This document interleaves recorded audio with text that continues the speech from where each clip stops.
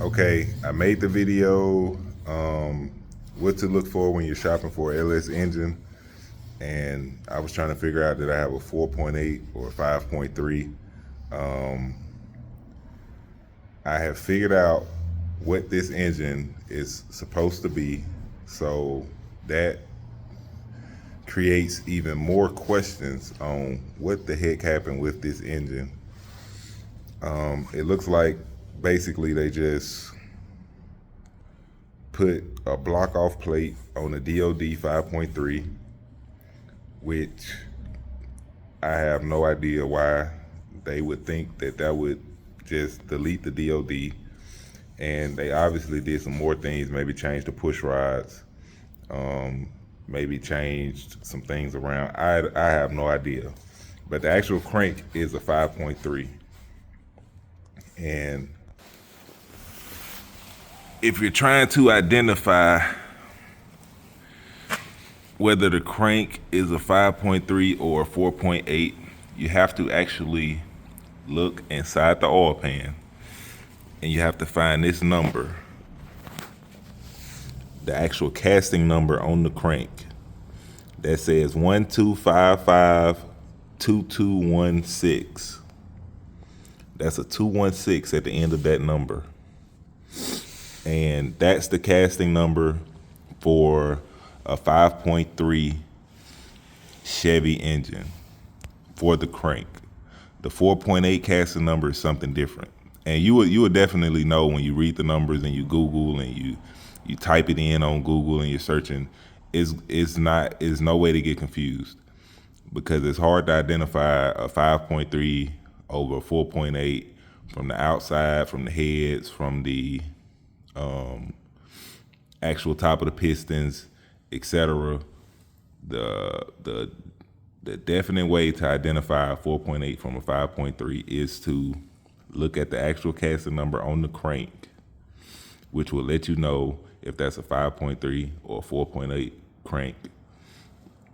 And when I got this engine, it had a block off plate over the DOD, so I assumed this was a running 4.8 engine. But as I tore the engine down, I found DOD lifters, bent push rods, bent valves, valve marks on the pistons. So, you never know. You have to actually dive into the engine to figure out exactly what's going on and see exactly what it is. So now I know this was originally a 5.3, and I just have to figure out. I don't think the bottom end is hurt at all, but this is, like I said, this turned into like a full rebuild. But I would rather have a 5.3 than a 4.8 for what I'm trying to do with the engine. So that's a plus. I went into it with the mindset that it was a 4.8, which I was fine with. But the fact that it's just completely trashed, the fact that it's trashed is making it being a 5.3 better. So I'm happier that it's a 5.3 since it's trashed. If it was running, I wouldn't have mind having a 4.8. I wouldn't have been mad at a 4.8 that was actually running and nothing was wrong with it. So I got twice. There's no way this engine was running, and it's not what I thought it was, and it's way more damage in the engine than I was expecting. So this is the engine itself is repairable. So the block isn't trashed, the crank isn't trashed, the pistons aren't trashed, the rods aren't bent, hopefully. That's another thing. Sometimes you can see if the rods are bent with the naked eye while they're in the engine, and sometimes when you pull them out, you can notice like slight bends. So fingers crossed the rods aren't bent. I'll probably do like a full video of me actually tearing the bottom end down. That's caps, rods, crank, and everything else that's left on the engine, pulling the cam out, looking at it, seeing what's going on with it, and just diving deeper into the engine. But I know a lot of people were like me, like, what is it? What is it? What is it? What happened? So it obviously was a 5.3. So I don't know what happened.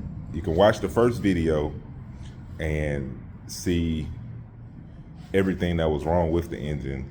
And this video is just a follow-up to that video, basically verifying that this was supposed to be a 5.3 engine. So from the outside, it looked like a 4.8. On the inside, it's 5.3. You can't mix match the two. You can't mix match DOD delete and DOD. It's not gonna work.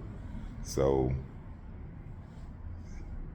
I'll probably make a video on how to fully delete the DOD fuel management, active fuel management, because obviously a lot of people still don't know. There's plenty of information out there, but people are still messing it up. So that's it. This is actually a 5.3.